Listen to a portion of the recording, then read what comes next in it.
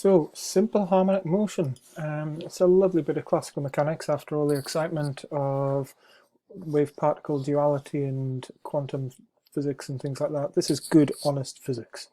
So I'm just going to take you through, you've seen the video of different examples of simple harmonic motion. What I'm looking for you to see is that, one, they all oscillate, they all go backwards and forwards, just like I'm doing with the wee cursor here.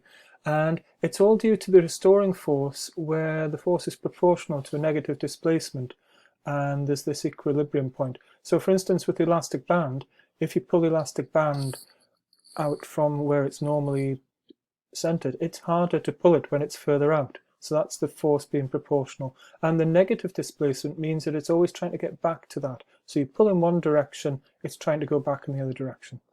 And what you should find is that the acceleration is actually proportional to the negative of the displacement from that rest point by doing the Google form in the next bit here.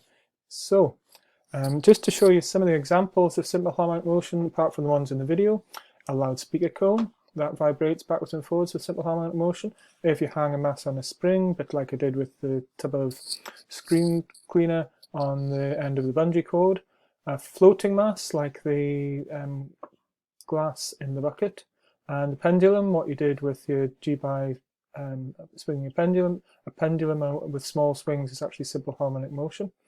An engine piston moving up and down in a diesel or petrol engine, that's moving with simple harmonic motion.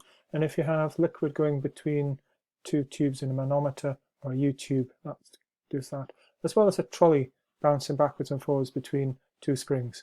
So in each case, there's this definite sinusoidal motion there, and that's why it's called harmonic motion, because it's got that sort of sine or cosine function, as you'll find out both later this week